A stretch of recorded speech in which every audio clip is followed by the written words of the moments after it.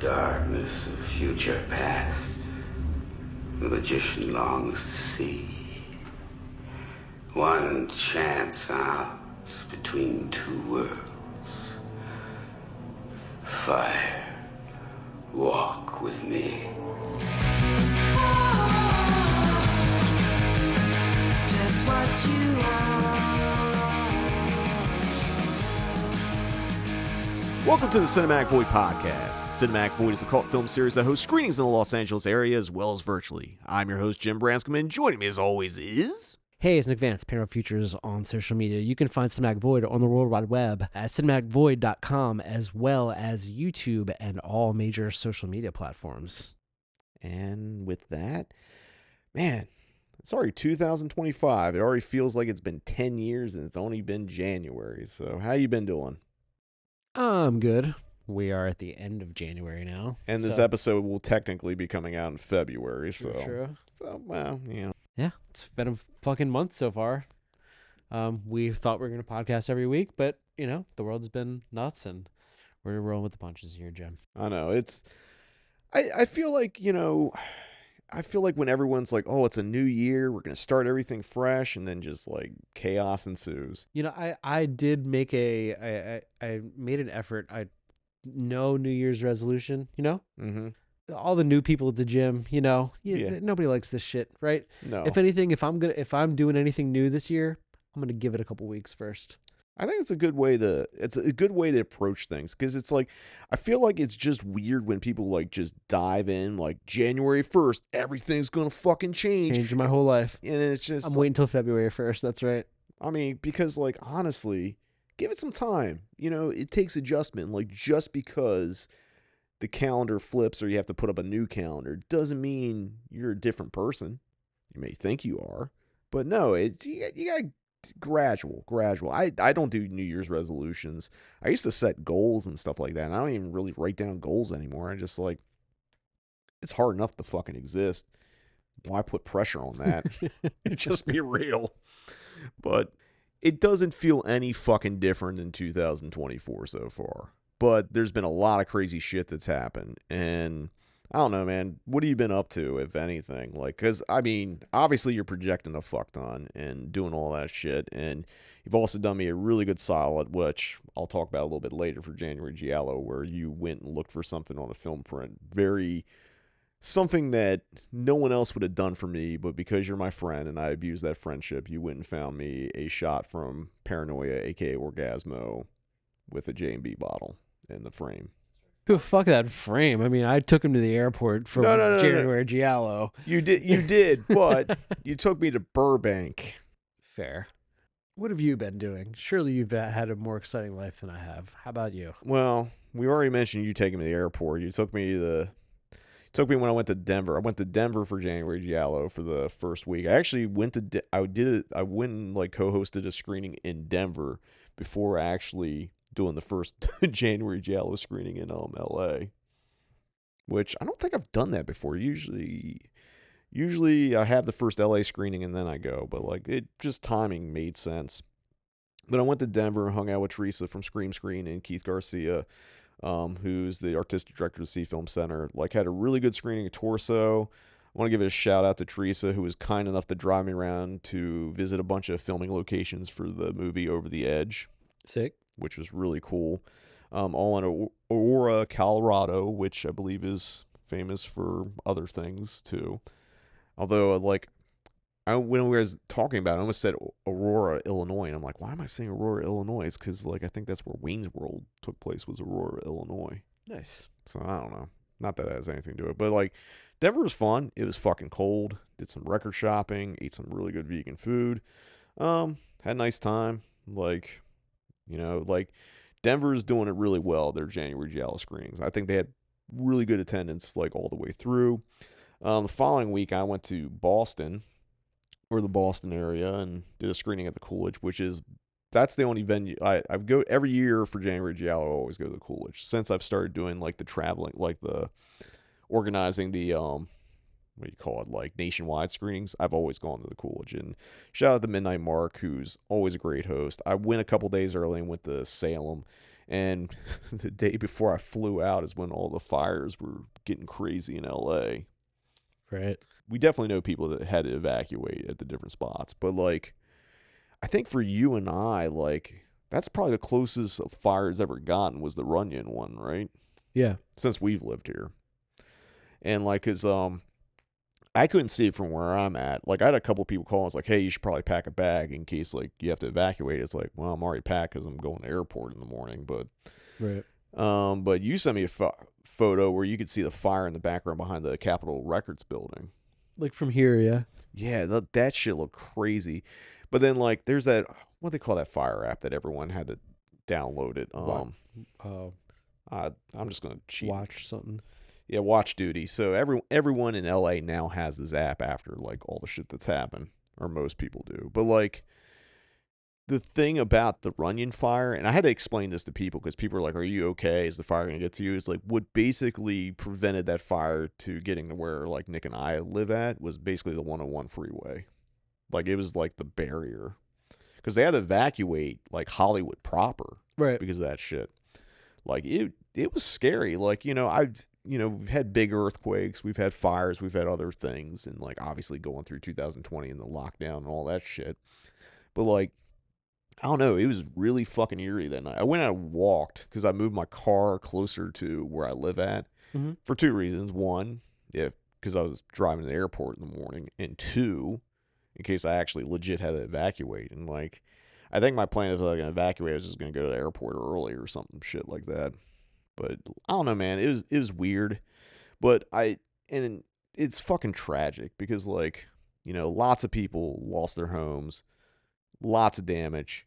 But I do want to take one positive thing, which, like, I saw, and, like, is that it was really good to see that, LA really pulled together and supported itself and each other community wise. And it's something that, like, I don't know how to put it. It's just like, maybe it's like every major city where it just, there's always divides and, like, that kind of stuff. But it was really, I don't know, to see the empathy and all that pour out was really great. It sucks that it came about because of really tragic stuff. But, LA kind of pulled together, and I thought that was, like, I don't know, it's like, despite the bad shit, it was kind of like, the glimmer of hope beaming through in 2025. And speaking of which, I do want to give another shout out to Mark at the Coolidge, who, for the screening I was there, I did Bird with a Crystal Plumage at the Coolidge, that screening. They talked to ACVA, who's the rights holder of that movie. They donated all the proceeds to LA Fire Relief. And I want to give another shout out to, I didn't go to the screening. I kind of wanted to, but I couldn't, like, make it work schedule-wise for me. But in Atlanta, at the Plaza Theater, the screening was hosted by Videodrome, which is a great video store down in Atlanta. And I want to give a shout out to Matt. They took all the proceeds of their screening of Phenomena and donated to Fire Relief as well. Nice. And I don't know. And it's just like, even the bigger context of is, like, the support of the film community across, like, the country, pulled together. Mm-hmm. So it gave me hope because, like, I know a lot of people want to, like, be doom and gloom with a lot of shit that's going on at the moment. But I think, like, there are good people, there are positive people, and there's people that are working to make the world a better place. Mm-hmm. And that's all I can really say from that. Besides going to the Coolidge and all that, I went to Salem a couple days earlier, which I think I mentioned. It snowed, but it's kind of really cool. Walked around, by really cool, I mean it was fucking cold. It was, like, freezing. Yeah. And did that, and then I should talk about, the LA screenings. Like, since I've been doing weekly screenings at the Cinematheque at the Lost Fields 3, this was the first year I sold out every single Monday L3 January Giallo screening. Nice. Last year I sold out none of them, but and when I say that, it's like they still did good, but also I had Sergio Martino coming, and, like, basically the focus was, like, that. A lot of the energy went to that, and, like, the lineup that I did, because I didn't do as many, like, rare 35mm prints and stuff like that. So yeah. So, obviously that was an intent. And, like, that wasn't the intent this year.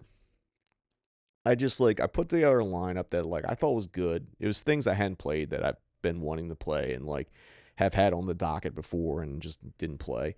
And I was really happy it all sold out.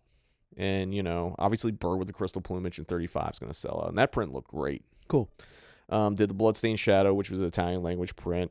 We had someone had to run soft subtitling who hadn't done it before and did a pretty good job until they got a little lost at one point. Yeah. But they got their shit right. I mean, I had to go up in the booth at one point and just kind of help guide them to kind of get back on track. Cool. And, you know, there's a key. If you're ever at a venue and you have to see someone doing soft subtitling, this is my only advice to anyone that has to do it. Don't try to translate in your head or understand. Just move the dialogue as people are talking. You'll be close enough.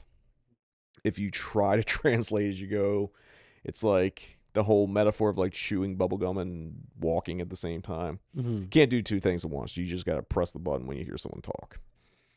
But once that got sorted out, it was great. That print was pretty good. I mean, it was a little faded, but like looked really good. Had Deanna Maroney came out and did the Black Glove Killer, who we were going to kill off this year. Like we had a whole thing plotted out, but then like when we did the Bird with the Crystal Plumage screening, which was the next week, that was like the Monday after the fires and all that. And I talked to Deanna and I was like, it's probably not a good idea to do any shtick this close. Yeah.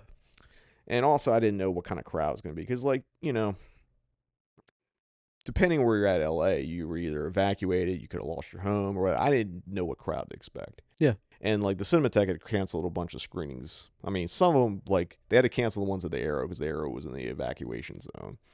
Egyptian, because of the Runyon fire, like, that was another precaution thing, even though the Runyon fire got taken care of relatively quickly as in the context of, like, the fire control.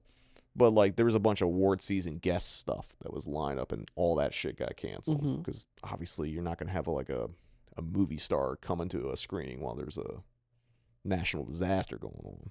Right. So my screening wasn't canceled, and I was kind of expecting, even though it was sold out in advance, that like, you know, there'd be a big fall off. I mean, we turned away standby line. Like people showed up, and I think it's just more people just wanted a sense of community and going to a movie.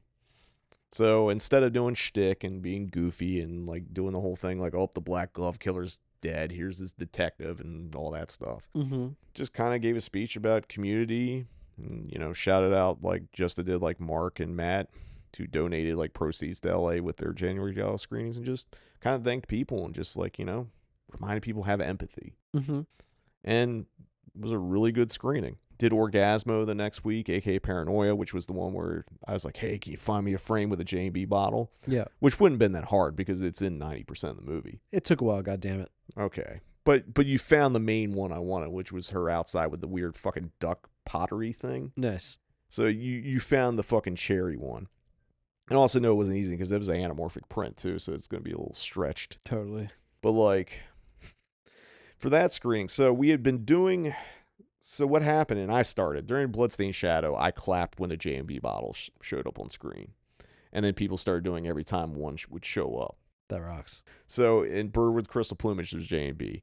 And I made a joke in the intro for Paranoia that, like, if you're going to clap, your hands are going to be sore halfway through. Cool. And the other thing we did, it's like, Deanna came back and played a giant J&B bottle. Speaking of which, yeah, we got a movie on in the background and watching John Morgan in Cannibal Apocalypse pour some JB. Sweet. Actually, it says JW. What is he drinking? It's not J&B. I mean, but it's a green bottle. Right, it looked the same otherwise, yeah. They got the off-brand. Man, Cannibal Apocalypse, you're fucking up there. Anyway, so Deanna built this fucking giant J&B costume. Like, she played a giant bottle, and she was my emotional support J&B bottle that did the drinking for me. So we did this intro, because, like, the 20th, like, is Martin Luther King Day, but it was also Inauguration Day, and you kind of got the sense that people were bummed out, so just did something ridiculous to make people laugh, and people fucking really got into the movie. And that was great. Cool. Great screening. And then closed out the month with the Jane Campion movie In the Cut, starring Meg Ryan. Really played well with the audience. Kind of really going to be leading into a lot of the February stuff I got going. Oh, I didn't realize it was a Jane Campion movie.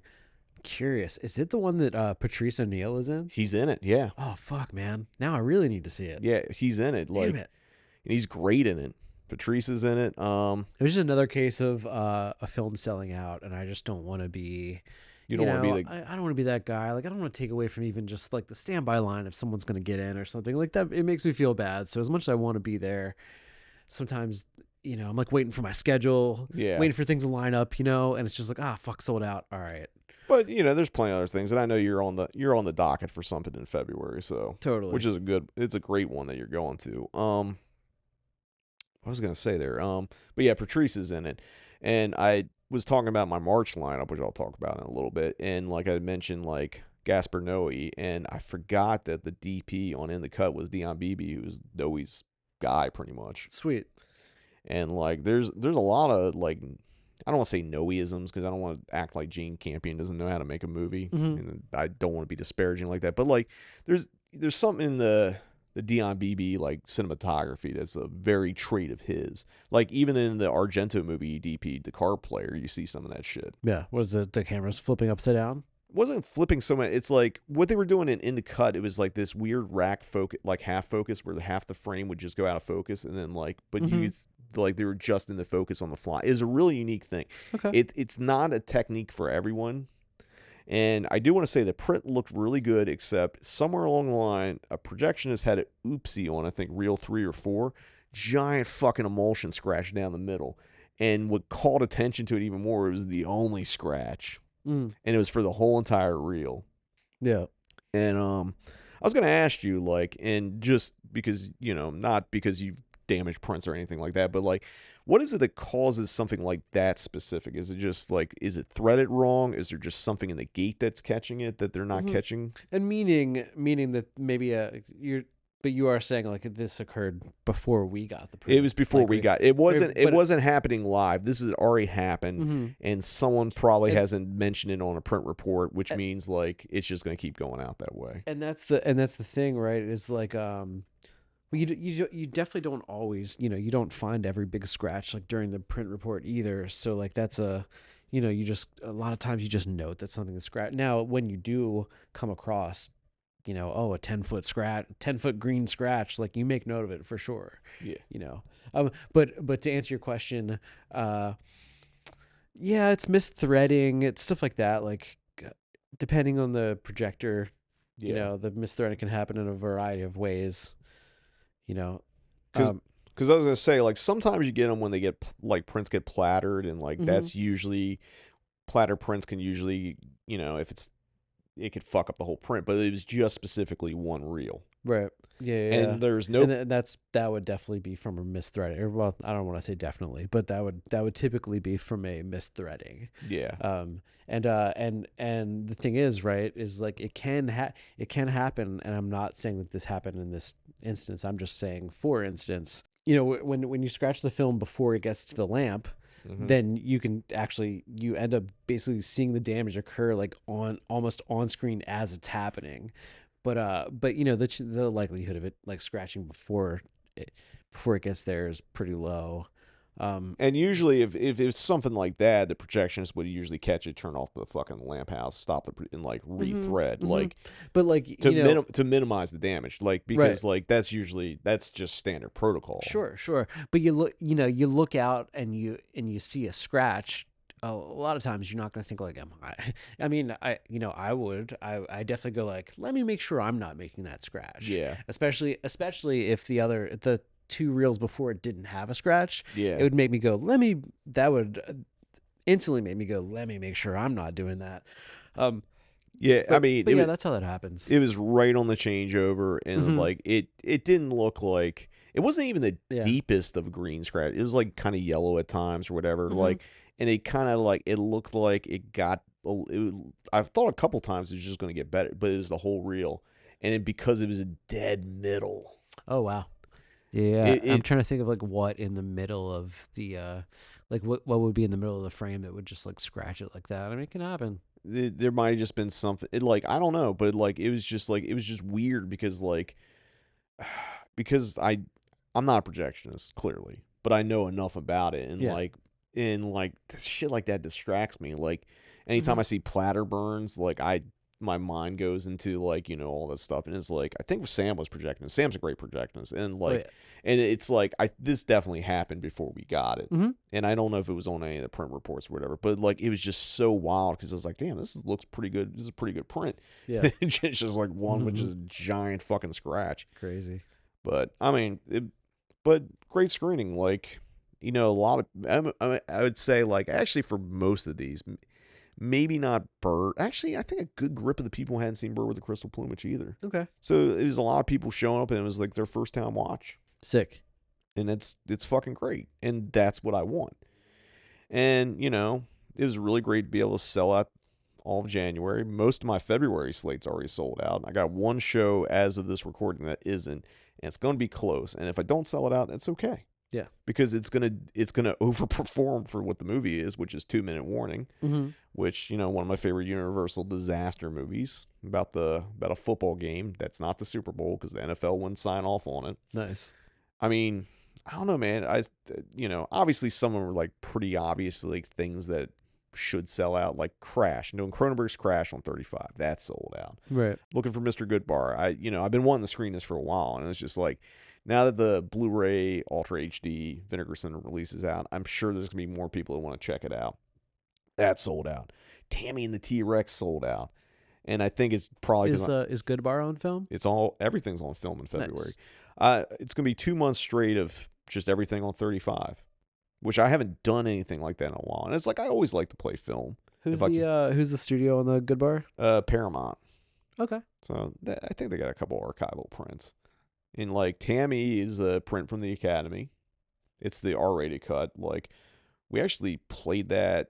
Before Vinegar Syndrome did the release of it, we actually played that R-rated 35mm print like on the down low. We did like a special secret screening just to get audience reaction to it. We didn't, but it was like AGFA and Vinegar Syndrome had done it.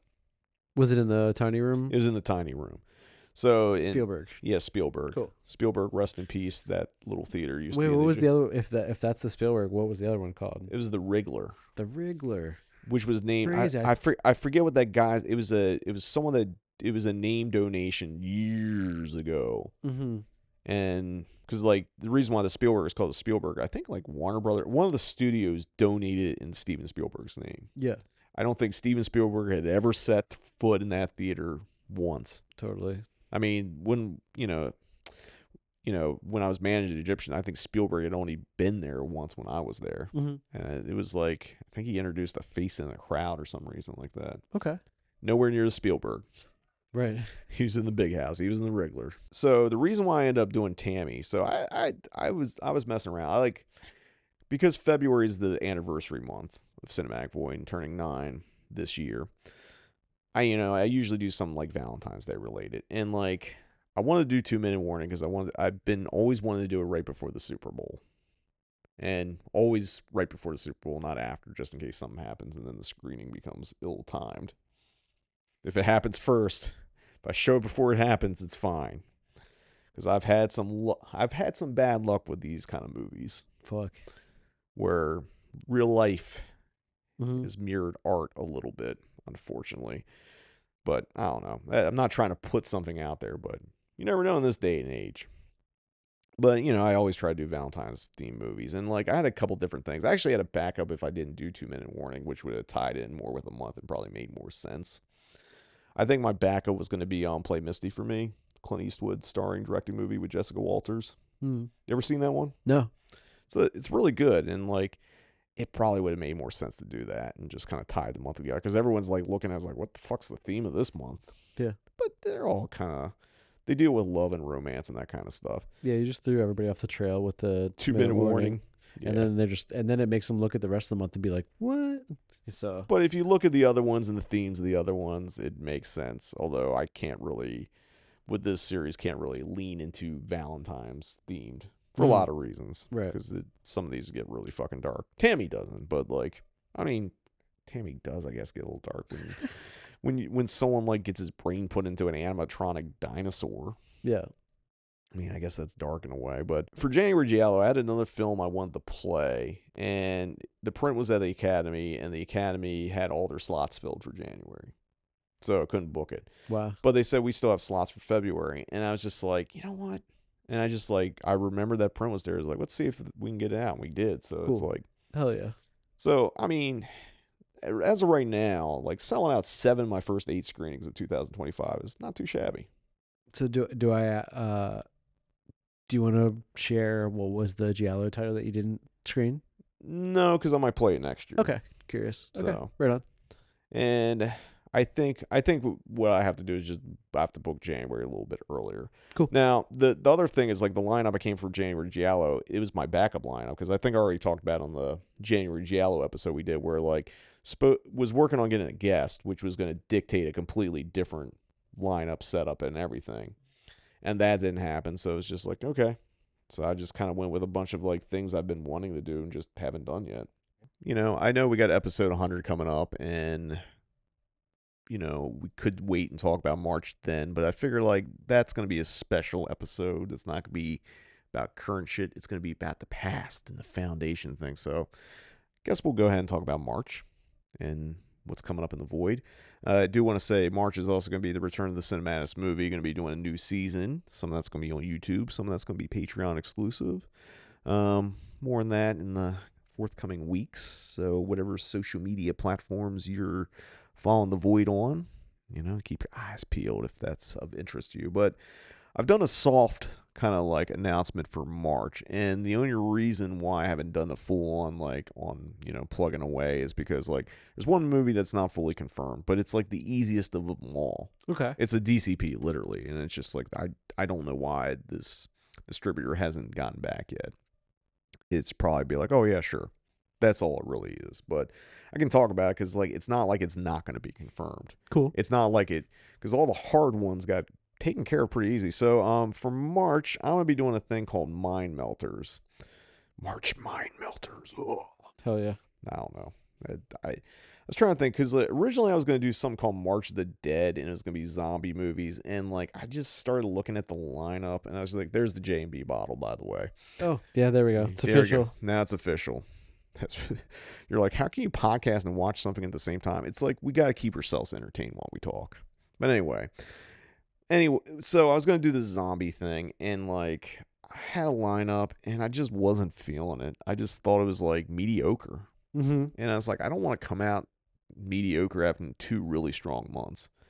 And I felt like I was also like taking the easy route and kind of sleepwalking. And I think there'd been like a gym of a couple years ago would have just went ahead with like the lineup I had. And I just shit canned it. Yep. I mean, it didn't even get to the booking phase. I had it written down. I had it written down for like a good couple months that I was going to do this. And I was like, you know what? I want to do some kind of like, you know, the theme was more like, you know, acid kind of casualty type movies. And it's not really that. But like, I mean, some of it does, obviously. So the movies I'm doing, going to be kicking things off with Beyond the Black Rainbow. Have you ever seen it? No. It's by the director Manny Panos Cosmatos, whose dad George directed Cobra and I think I think the second Rambo movie, like things like that. Yeah, and I'm not, you know, this movie has a great soundtrack by Sonoya Caves, and like it's just visually stunning. It's like I wish I liked Mandy more. I kind of want to. It's funny. I just said Mandy more. It's so fucking dumb. God damn it. I just made myself laugh. It just words are funny. Anyway, and sometimes you reference people when you don't mean to. But like, I don't dislike Mandy. I just like it didn't connect me with everyone else is like in love with it. But fucking Beyond the Black Rainbow is just incredible. Sweet. And like it's been something I thought about screening, but I was like, you know what? I just want to show it.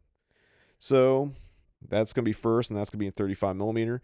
The second movie, which is getting ready to have a big Blu-ray release through Synapse coming up, is Blue Sunshine. Oh, nice. And I had put a note because, like, you know, sometimes, you know, I get a certain amount of budget of how many prints I could ship in, and it's like, so there's 2 prints that I could have shipped in. And I was like, my preference is to ship in this one because it's rarer. And the other one I know has a 4K release coming out, so that'd be okay DCP. But they booked the print anyway, and it's a Fuji print. Cool. From the Harry G collection. And although he mentioned like he did take all the, I guess it was a TV version of it that was missing the violence, but he cut the violence back in, so the violence is in Eastman film stock. Crazy. Okay. And I was like, you know what? That's just so fucking Yeah, that's so fucked. It just might work. yeah. And I was like, you know what? Fuck it. I was like, or John, Cool, man. John, who like does a lot of the booking, he's like, "Is this cool?" I was like, "Yeah, let's just go for it. yeah. Let's fucking go all in with this." It's, I mean, if you haven't seen Blue Sunshine, it's about group of people that took a particular flavor acid, Blue Sunshine, Mm-hmm. and then years later it makes their hair fall out, and they go on killing sprees. Yeah. It's fucking.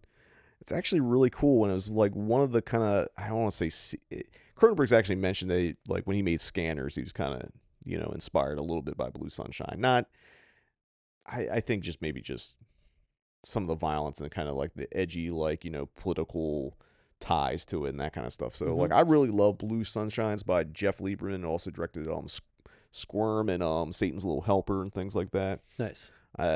I don't know. I really dig Blue Sunshine. It's been another title that I've like, you know, wanted to screen for a long time, and I've, you know, seen that print on the like the film archive list, and I'm like, I should do it. And like I was like, you know what? This is the opportunity. Third movie, because I get 5 in March because there's 5 Mondays. I'm gonna do the Barbette Schroeder More, the starring Mimsy Farmer with the Pink Floyd soundtrack. Okay. I noticed like What's it called? More, More. Okay. It's a movie I really like, and when I was like perusing the Janus titles like a couple months back, I noticed they had it listed. They haven't put a Blu-ray out yet, but they have a DCP for it. Okay. And I'm guessing at some point they're probably gonna be putting those out. Maybe they're doing a Schroeder like box set. Huh? I don't know, because they have a bunch of his other things on there, and I was like, you know, More is basically about like a couple of like free-loving kind of hippie people that like go on like a retreat, and they're doing lots of drugs and stuff. It's also a little bit dark, but like I think it's a kind of a cool movie, and it's just like, you know, I've been doing a lot more hard art house shit over the last couple years, and I just want to keep doing it. Mm-hmm. And like I don't know how I'll do, but like I think, you know, I think it's getting moved to a 10 o'clock spot. It originally I think there's some award season thing going on, but then that disappeared, and like I think someone else is like, I think it's Jim Hemphill, who I'll mention a little bit at the end here. Like he does a yearly like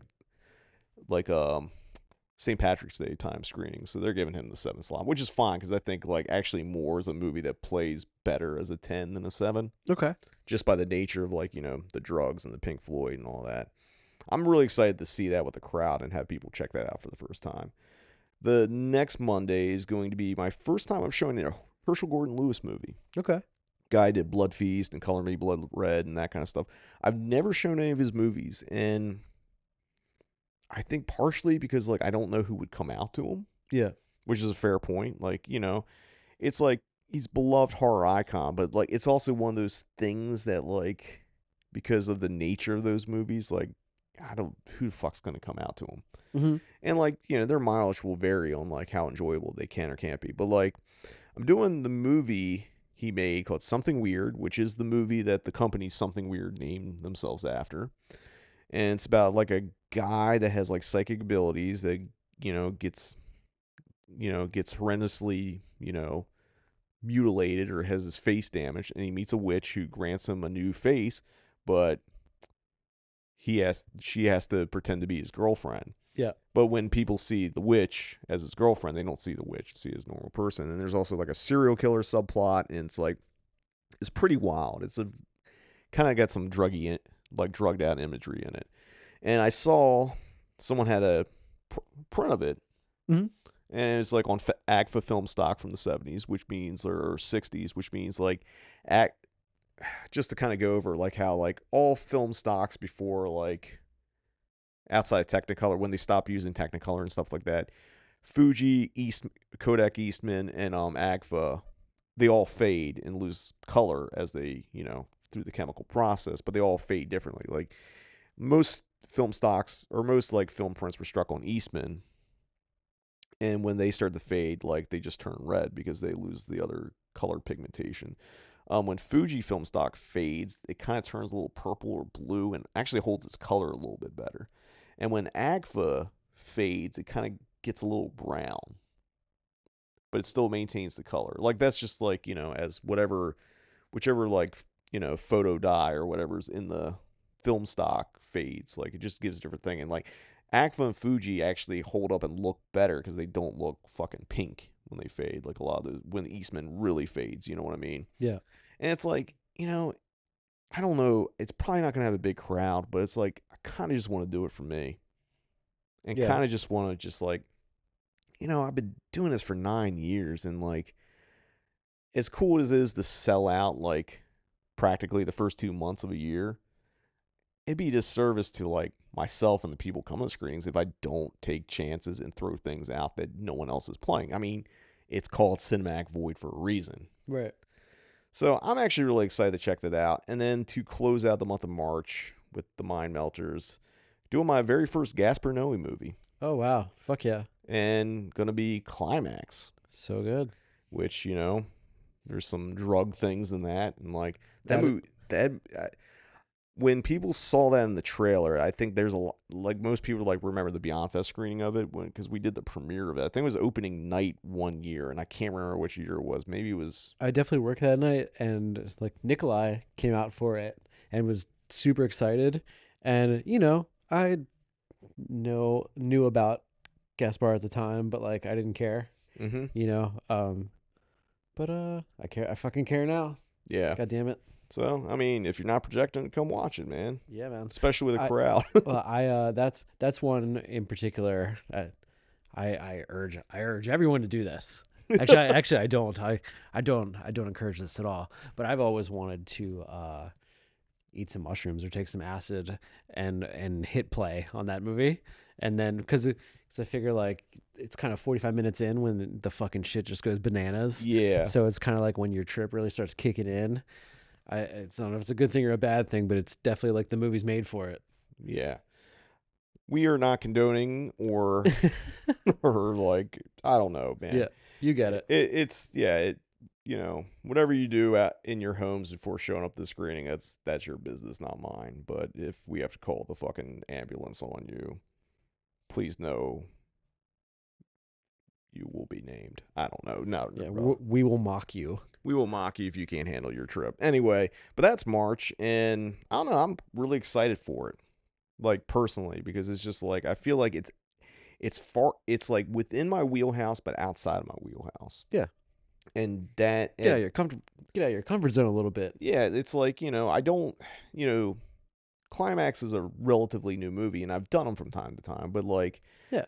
I just like I felt like if I don't want to play it safe. Because it's coming up on 10 years. I don't know how much longer realistically I'm going to be able to do this or have the opportunity to do it. I also don't know how much longer I feel like I have it in my heart or will to continue doing it, which is like I've, had this existential crisis for like a year or so more now. And like I know eventually Cinematic Void's going to come to an end, and I just don't want to end on a limp, if that makes sense. I'd rather like I should take risks with the programming. I should be more just going out there and like pushing things. So that's why I'm really excited for it. And I feel like that's just going to be my motif for the rest of the year. Like any given month, even if I'm stretching the theme to its utter limit of like connecting things, I just want to show things that like I think people should see. And I want to show things that I feel, I don't want to say uncomfortable because it's not like I'm, showing anything. Like it's not like I'm showing like some fucking snuff film or whatever, I mean, or whatever. Like I'm not showing things that I don't want to show, but I'm showing things that like some people might find outside the void spectrum. And like I think for this next year, it's going to be about anything can be a void movie, and just give the context. And like I want to show things that like challenge me as a film programmer. Totally. And just do shit different. Like, I think that was the takeaway from last year. It's like when I played it safe and I went and did like basic horror movies or whatever, like that shit didn't draw. Yeah. And the stuff that did the best was the stuff I was most passionate about. Like honestly, the Hong Kong stuff, the art house of horror, like, the fucking robot month.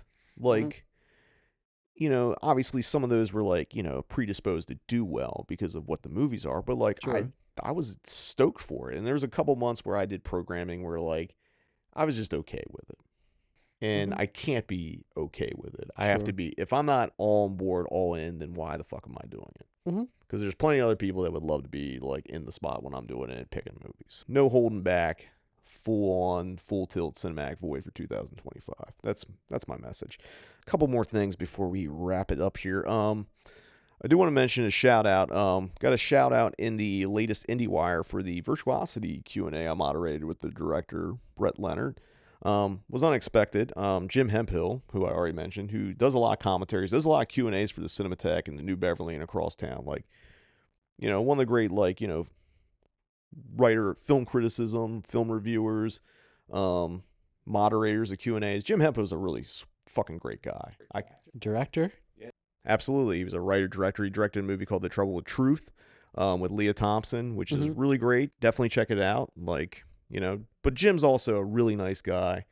And he actually sent me an email and said, like, hey, I listened to your commentary. I thought it was great. Like, you know, liked how, like, you know, kept the director on track, let him tell his stories, but brought your own insight and, like, you know, kind of pulled it all together. And I was like, wow, that means a lot from, like, a dude I know who, like, does a million times more commentaries than I've done.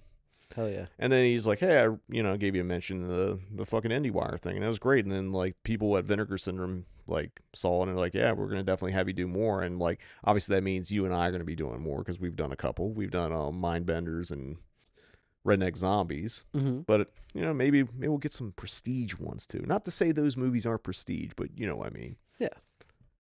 Give us something else to sink our teeth into, I think. But, like, that was really cool and unexpected. Like, I don't know. It's like, it's like, wow.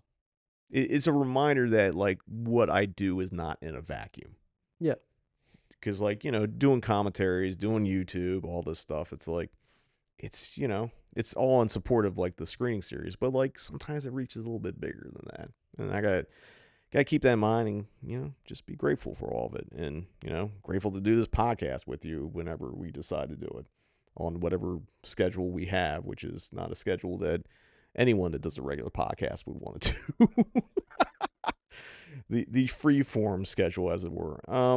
But yeah, like, that was really cool. And last thing I want to talk about, because I feel like if we don't talk about it, you know, obviously it's a little bit of a cash in or cheap thing to, like, you know, probably market the podcast around. But, like, I do think it's important because both of us are fans.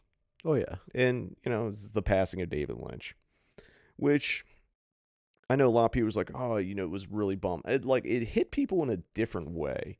Like, there's been, you know, filmmakers that have passed away or actors or celebrities, whatever. But, like, this one hit this town differently. And I think it's because a lot of people were inspired from him. Even if they didn't try to make movies like him. Is like, and fortunately, I also think this was also a byproduct of what happened with the fire because he had to evacuate where he lived at.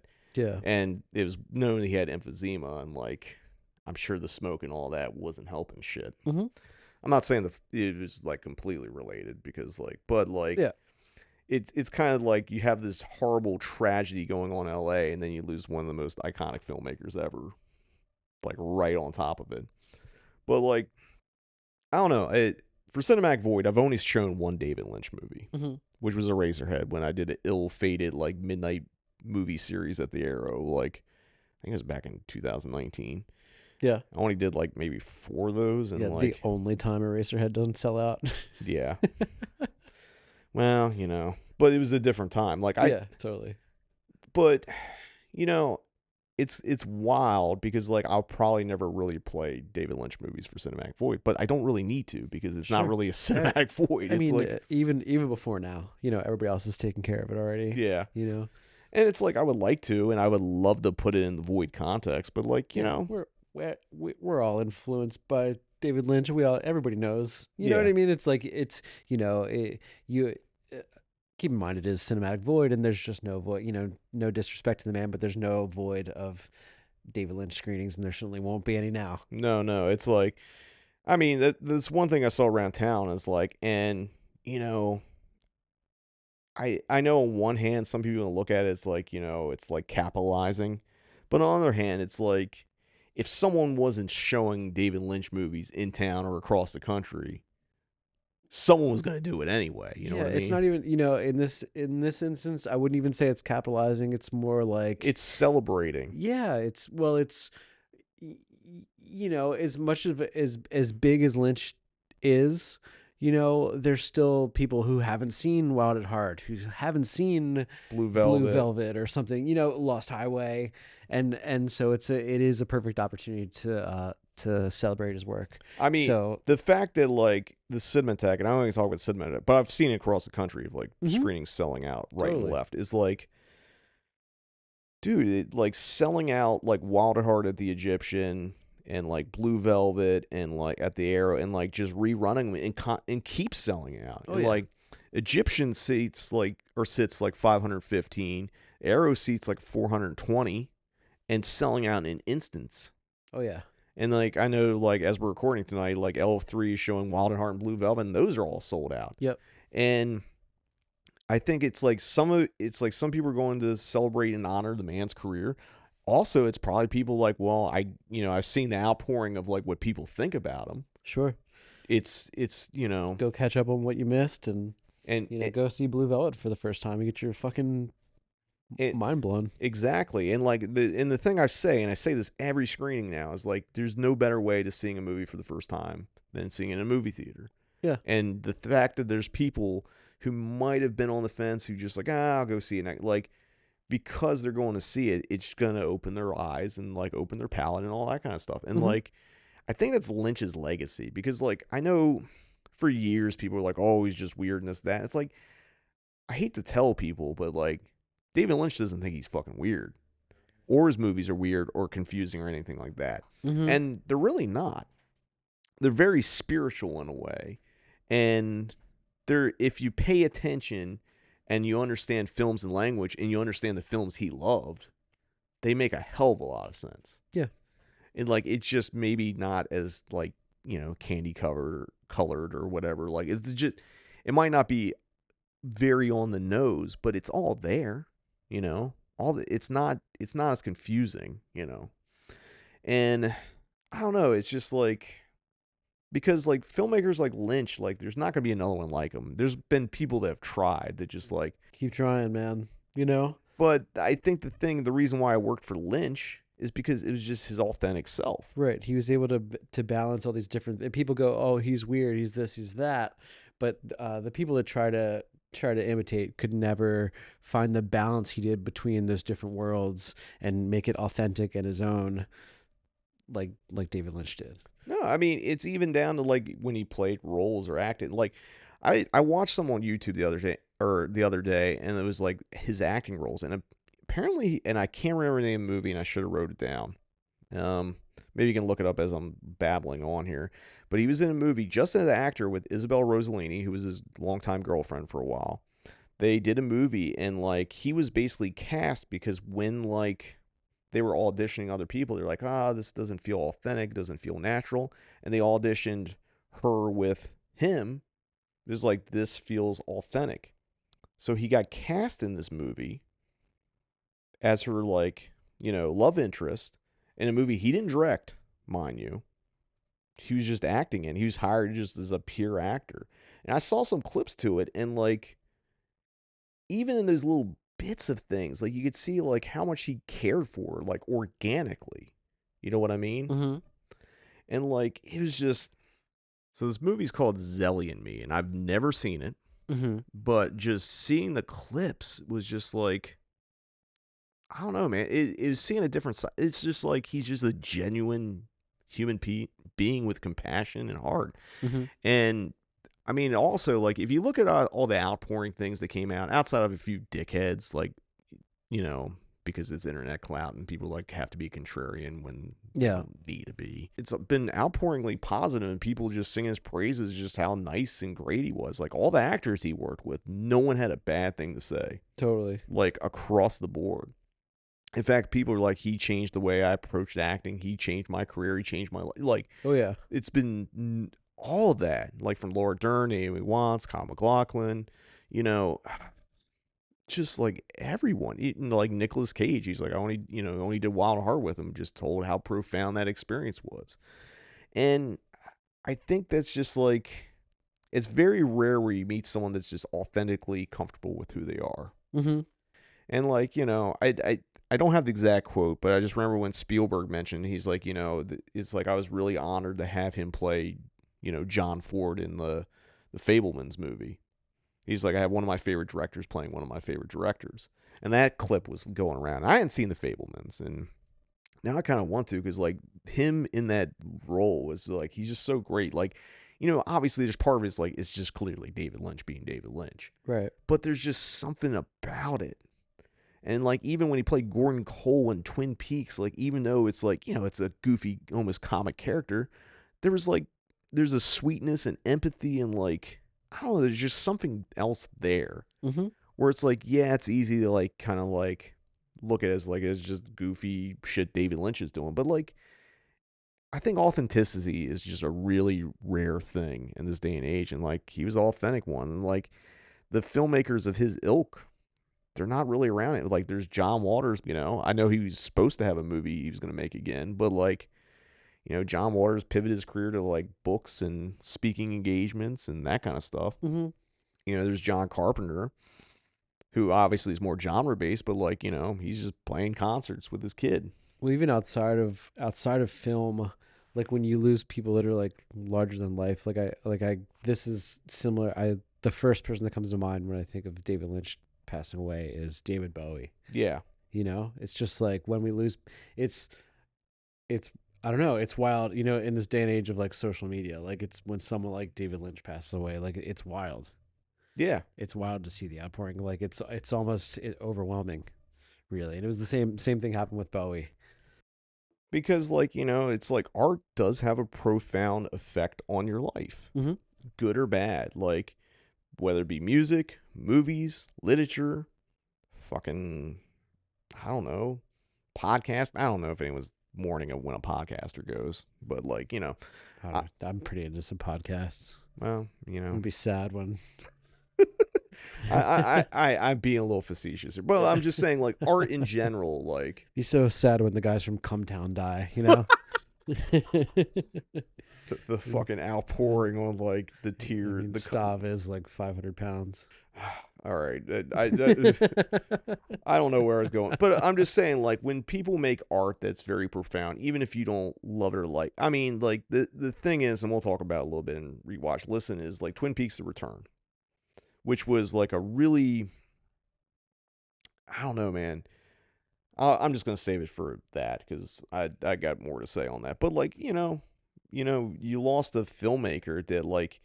I saw some things coming out. It's like, oh, Netflix should have pushed him, should have did those movies that he was set up to do. And I think Netflix in earnest wanted to work with David Lynch, but I think like pandemic happened that shut down one project, and I think his health. Mm-hmm. I think like, he talked about having emphysema and can't really leave the house. Like, I think he had issues long before he said it publicly. Yeah. And I think people don't understand. It's almost 6 months to the day. Like, I mean, it didn't happen quick. No, I think they knew, and I think like Netflix was trying to figure out how to, because I think they wanted to work. I think they were going to let him direct remotely. Like, there was all kinds of stuff about it. And like, I'm not trying to say, multi-corporation, like multinational corporation or like big streamer, like, but like, there's no reason why they didn't want to like funnel money into him, because like right. Netflix is funnel money in like all kinds of fucking big time filmmakers. And I think, say what you will about some of the streamers have actually enabled filmmakers like Lynch or like in that realm to still make movies. Mm-hmm. Like, Scorsese's made a movie for Apple and Netflix now that wouldn't have been made otherwise. The other thing is like those people, like someone like Scorsese can also push to have the theatrical end of it too, Mm-hmm. But I don't know, man. It's just like you're losing like the great mavericks and filmmakers, and just like, I'm not saying there's bad film, like there's bad or terrible, like there are bad and terrible filmmakers out there, obviously. But like, I'm just saying, like, in the profound sense of like people you're excited for every time they make a movie, regardless of what it is. There's not many of those people left. And I think like it's all in the perspective, because like I feel like a lot of people that make movies now aren't making it for the sake of art. They're making it whether to like set up a 3-picture deal, or get it, they're making a calling card movie so they can make a bigger thing down the line, or like, jump on and do like a superhero. Like, there's a whole, the ecosystem's different. Right. I don't think there's many people left that are making movies for the sake of art. Like, maybe Sean Baker is. Yeah. I think like, and I'm only saying maybe because it's just, I don't know, but like, Sean basically has made movies with whatever budget material. He's just made it any way he could make it. Totally. And like right now, like he's at the highest point. So hopefully he's going to have like a good career to make more shit that he wants. Because like, outside of Dune, which like, I don't really fault David Lynch for doing that, because like he did Dune so he can make Blue Velvet. Mm-hmm. Whereas like most people like will do like Jurassic Park sequel, and then instead of going back and making something small or a movie that they actually care about, like the things that made people excited to see their movies, they just go do another fucking franchise or sequel. Right. Look what happened to Tim Burton. Once Tim Burton started doing franchise shit, and like, as much as those Batman movies are interesting, like once he kind of fell in that pathway, he ain't ever come back. Maybe Ed Wood is like an anomaly in there. But like, a lot of people just stop being artist and authentic and like making art for the sake of art because they love art. It's like, I think the thing that you're kind of seeing it again in this day and age, and I think the biggest takeaway from Lynch is like, you don't try to make movies like David Lynch, but you try to make them in the way he made them, which is with your fucking heart on your sleeve and because you want to make something because you believe in it. Mm-hmm. And I think, that's his overall legacy. So with that, we're going to take a quick commercial break, but when we return, it'll be Read, Watch, and Listen here on the Cinematic Void Podcast. Blue Velvet is a masterpiece, a visionary story of sexual awakening. David Thompson, California Magazine. It will be attacked, argued about, and cherished for years to come. David Anson, Newsweek. Brilliant and unsettling, this is the work of an all-American visionary and a master film stylist, Stephen Schiff, Vanity Fair. Blue Velvet. Rated R. We got some dancing to do. From David Lynch, the director of Twin Peaks, comes this summer's wildest love story. Newsweek calls it spectacular and funny. You got me hotter than Georgia asphalt. USA Today says it's a must-see. You really are dangerously cute, baby. And the Chicago Tribune calls it stunning. Rockin' good news. David Lynch's Wild at Heart. Rated R.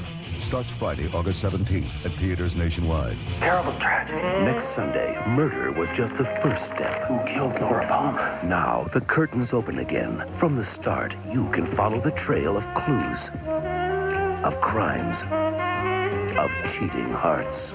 You gotta let me in on whatever the hell is going on here. Sheriff, we got a lot to talk about. With a first peek or a second exposure, can you spot the killer?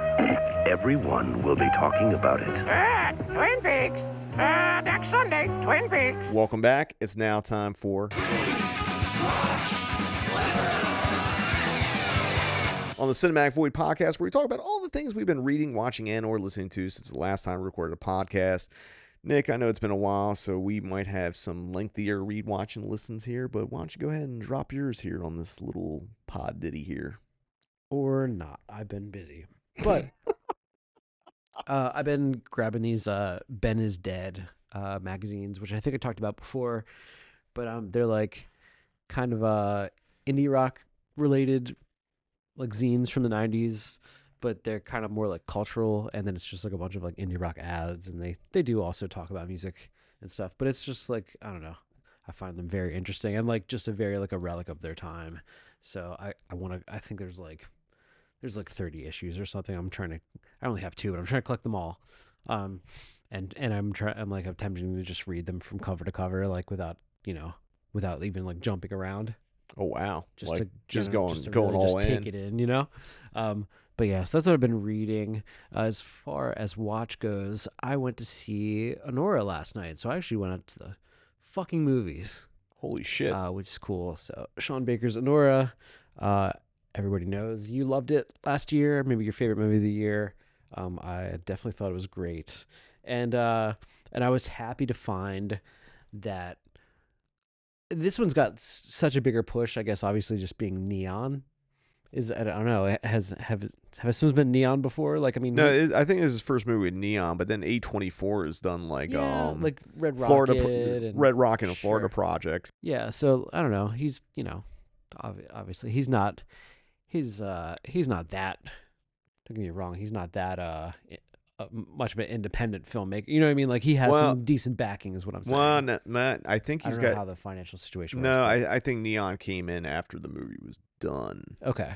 I mean, there's a couple things we do, and I might be speaking out of turn in terms of deal, but like, they might be a negative pickup where like they just put money at the end or whatever, like, Right. because like, I think he's like Film Nation probably gave him the budget, and I think like the way his films look, it's like they don't have a distributor right off the bat. He just has the money and starts making, and then the distributor comes in right off the at the end, which is what happened with like I think Tangerine was the same way. They got picked up by Magnolia Pictures, I believe. I think that's the rights holder on that one, and then A24 for those last two, and then Neon for this one. But like, I have a feeling that like, he's gonna whatever he's doing next, people are gonna be like actually throwing legit money at him, and like it's still going to be independent because it's not like he's going to get like Marvel money or something like that, but like the fact that he can make movies like Anora and like those movies and like continue to make movies like that is a real testament. And also it's like, that's good on distributors that are like fostering like that.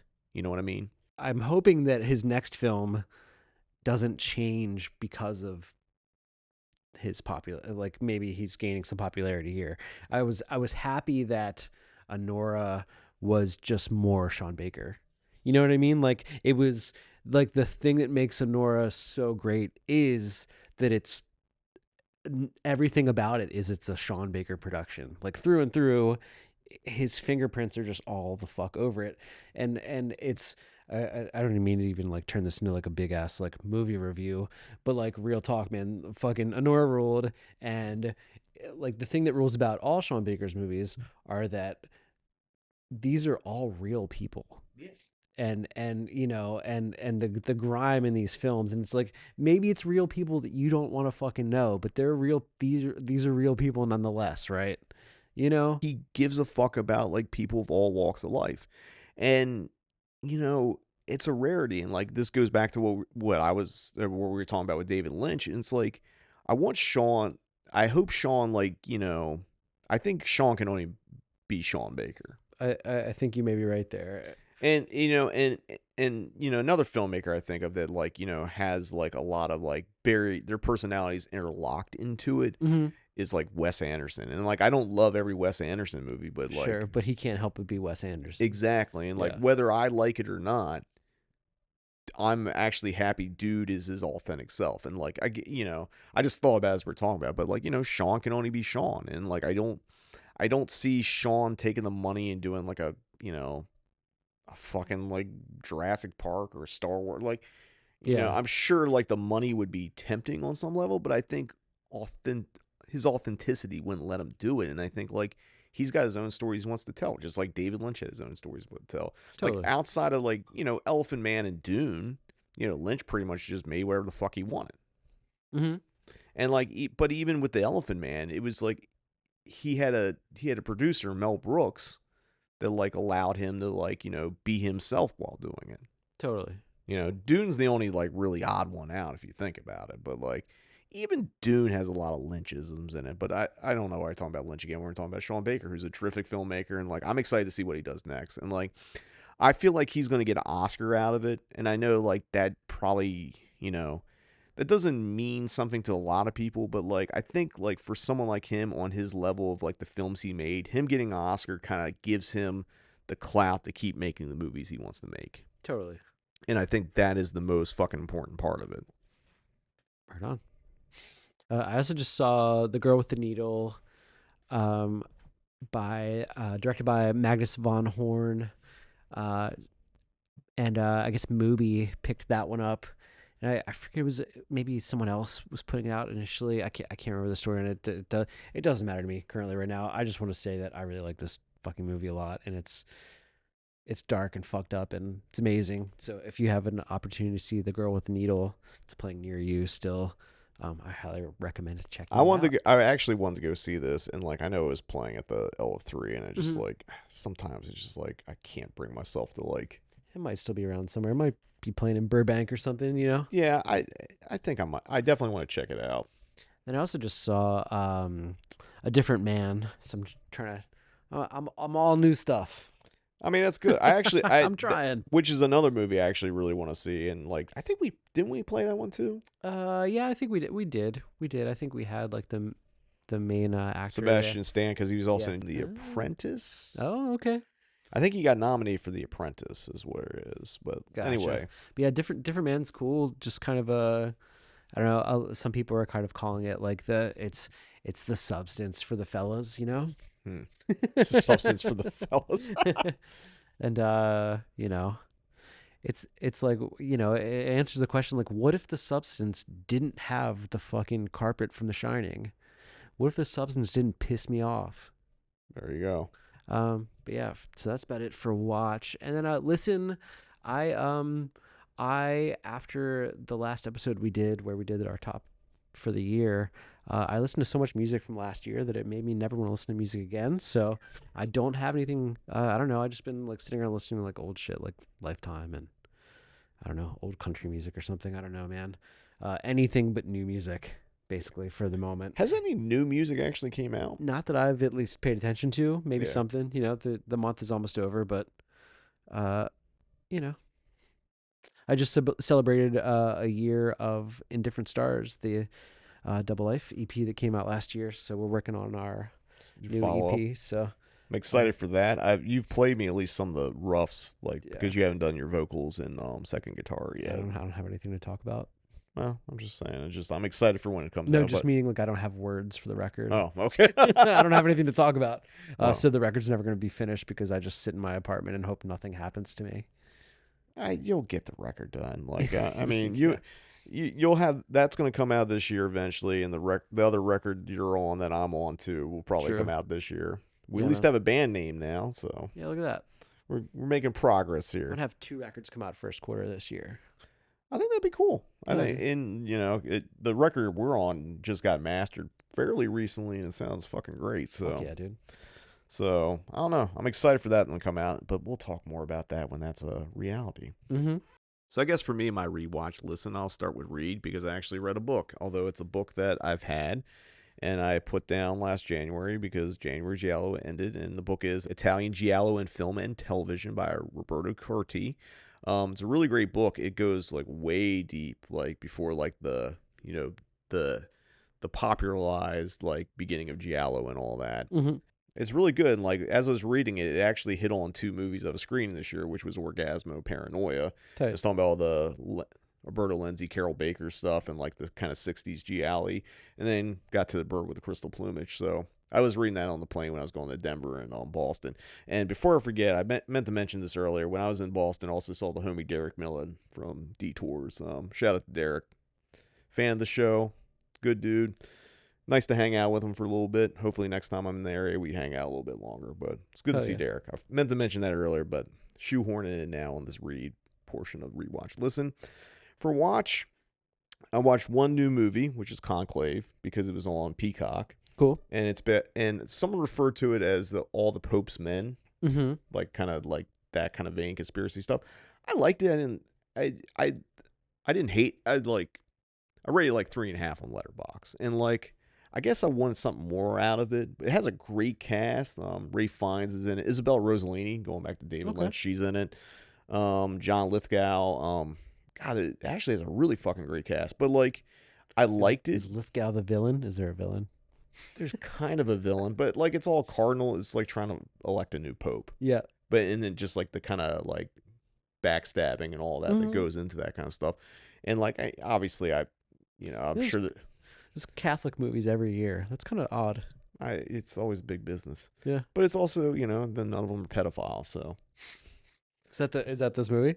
No, there's no pedophilia or like any of that stuff. It's just literally about the Pope dies. They're trying to elect a new Pope. We're trying to elect a new pedophile. I'm sure some people view it as that, but like I thought it was really good. I guess there's something in it I just wanted a little more of, and I don't know quite what. Sure. Because, like, it's a fucking solid cast. It's well done. It's just like, I don't know, just like I liked it, but it wasn't like, top tier for me. Right on. It's a solid thing. Like, I'm not saying I wouldn't rewatch it at some point. Maybe I'll get the itch. Like, if I'm like, double it with like All the President's Men, like your conspiracy, your Pope conspiracy and your presidential conspiracy there. But, it was pretty good. I wasn't trying to do this because we had talked about, like, we were just watching Twin Peaks to return together, and I was catching up because we made a commitment. We made a commitment, and I fucked that commitment up because, like, I just sat down and I went through all 18 fucking hours of the Twin Peaks The Return. I mean, I saw you, and we're like, yeah, we're like on the 3rd or 4th episode. Yeah, let's get together. And then like 2 days later, you're like, yeah, so I finished it. I wasn't trying to do that, but like, I guess, like, I've been I tried to rewatch it last year or maybe the year before. I can't remember. And I got like 4 episodes in, and I was like, I should rewatch those 4 episodes because it's been long enough. And like, sure. And I just couldn't fucking stop. Like, I do want to say that you have the same set I do. It's Twin Peaks, the TV edition, which has all season 1, 2, and 3. That fucking... I can't say enough bad things about that packaging. That packaging is the absolute fucking worst. And, like, to the disc, when, like, I do play all episodes, the middle episode, if there was 3 episodes, without fail, the middle episode would, like, freeze up and glitch. Fuck. So, I don't know if it's my set or what it is, but as packaging, it fucking is garbage. And if my dumb ass will probably buy it again if it's in a better package. Yeah. You throw me a book, too? Yeah. Shit. But, like, I'm gonna say the thing. It's like, it's fucking crazy that Lynch got to make that. Yeah. And I've said this before. I still haven't finished it, so please. I'm not no spoilers or anything. But I think because I don't know if you remember when it was coming out or whatever. There's a point that Lynch wasn't going to direct it. He was going to step away from it. I do kind of remember hearing that stuff. Yeah. Yeah, and then he came back, and this is like, this is when boxing used to mean something, not the fucking bullshit like Jake Paul or whatever, which are fucking dumb Paul brother versus Mike Tyson, where they took the money and run. When it was Manny Pacquiao versus Floyd Mayweather, that was a Showtime pay-per-view, and it made a fucking gazillion goddamn dollars. And right after they're like, yep, Lynch is back doing 18 episodes now. Yeah. So I think what happened is, like, Showtime just made so much fucking money. They're like, you know what? Fuck it. Hell yes. Let's take a risk. That rocks. And and I'm going to say, like, binge watching all 18 hours, like, that close together. Like, obviously, like, I, took breaks or whatever, but, like, I couldn't stop. And it was just, like, the way it plays better on this watching than when I originally watched it. Like, episodically, there's things that happen that I could see, like, people getting pissed off about, which, like, I was kind of fine with, but then I was like, yeah, get on with it. Like, it made more sense in a way. Like, it just felt like that's what's happening. Yeah. And, like, it was a really rewarding rewatch, and it's crazy to think that, like, David Lynch got to make an 18-hour movie. Right. As his, like, directorial swan song. And like, I know they talked about doing another season. I'm glad they didn't and can't do it now. Yeah. Clearly, because, I mean, like, during the actual, like, when they were, like, screening it, hey, we got Goodfellas on now. There's another J&B bottle. Shit's everywhere. J&B runs movies. Let's be real. Anyway, it's just like, I don't know, man. It's just, I lost track because of the J&B guy. Sorry. It's fine. Also, I got to point at it when I see it. Yeah, I mean, you could have clapped and, like, been like the audience. But anyway, like, Twin Peaks Return, the fact that, like, he got to make this 18-hour epic and just do what he wanted, and is a great, Oh, I know what I was saying. I was talking about, like, I'm glad they couldn't continue because a lot of the actors were passing away either right before the series came out or as the series ended. Like, Harry Dean Stanton died, like, right after the series ended. And, like, Log Lady had died right before. Miguel Ferreira had passed away. Like, Peggy Lipton. Like, all those people were going. And, like, I'm glad they did it. And I don't know. It's like, it's kind of this perfect thing. I mean, obviously some people can, like, look at it different, like, well, whatever. But I think, like, as pure art of letting him and Mark Frost just do whatever the fuck they wanted, it's just like, yep, dude, shout out to Manny Pacquiao and Floyd Mayweather, I guess. Hell yes.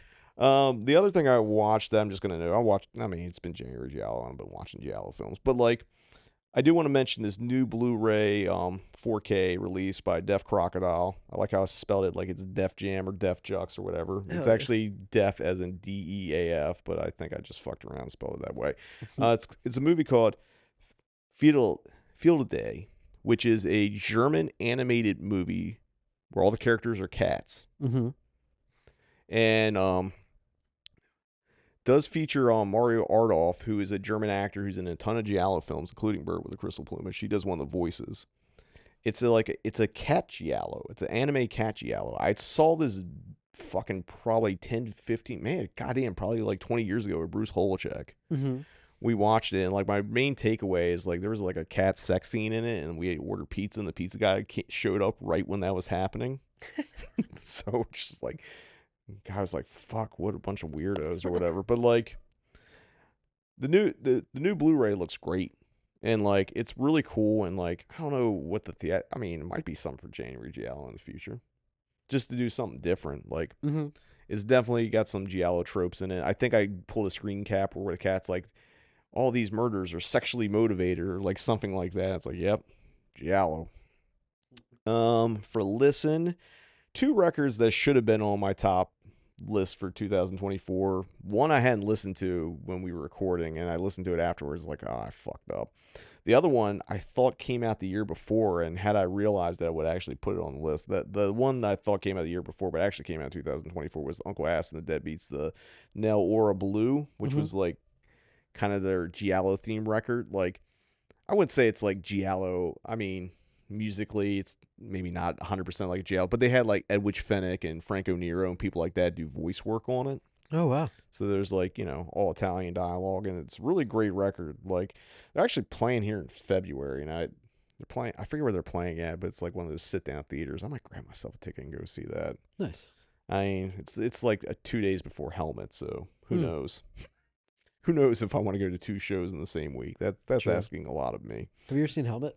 I've never seen Helmet. Same. Oh, I'm excited. Cool. What was it? They're playing Betty, right? Yes. That's cool.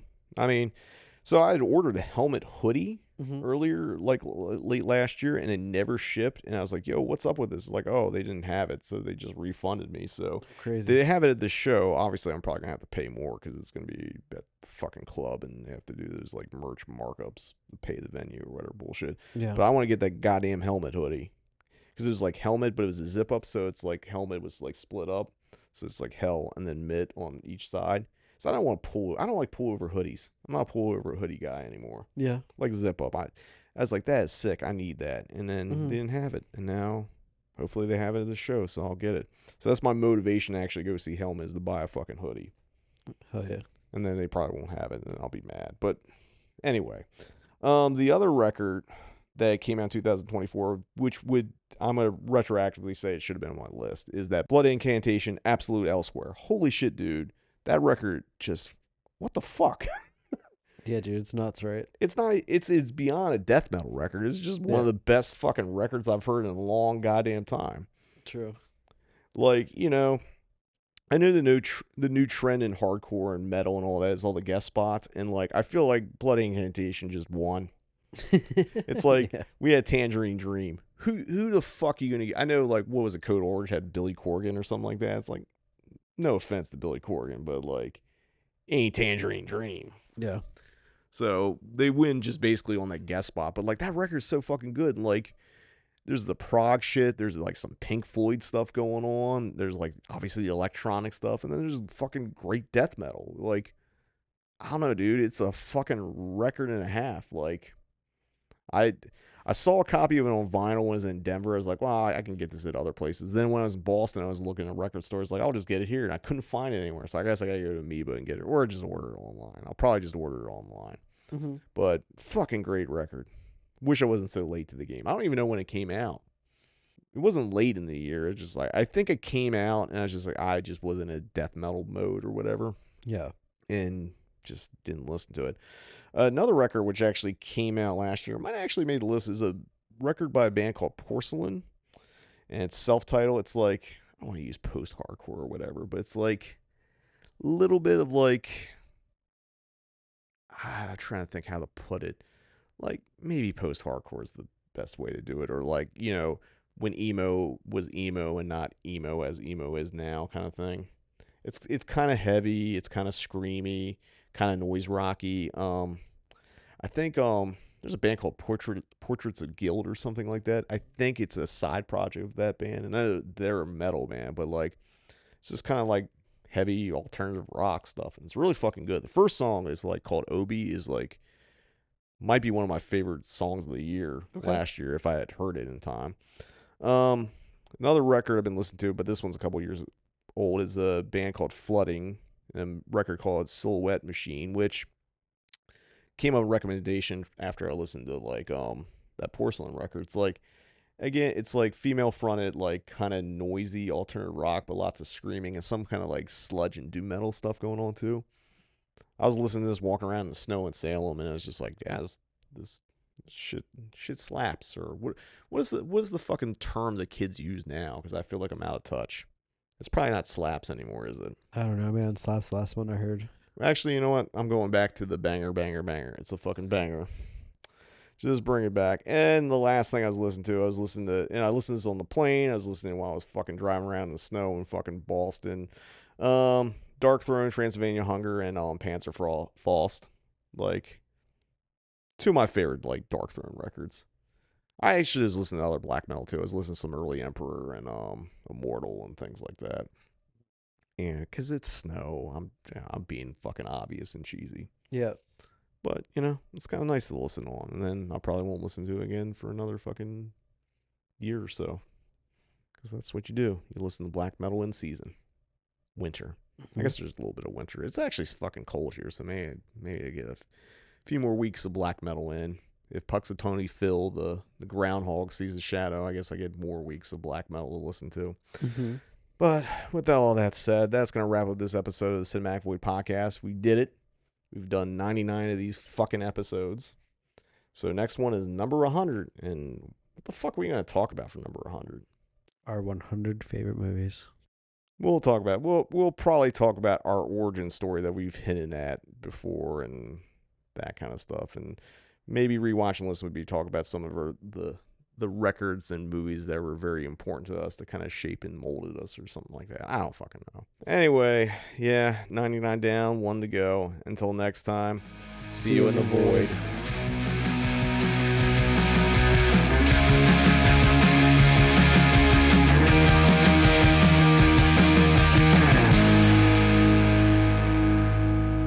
Do you think that if you were falling in space,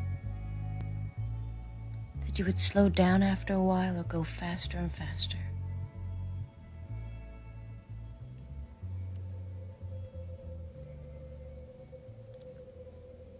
Faster and faster.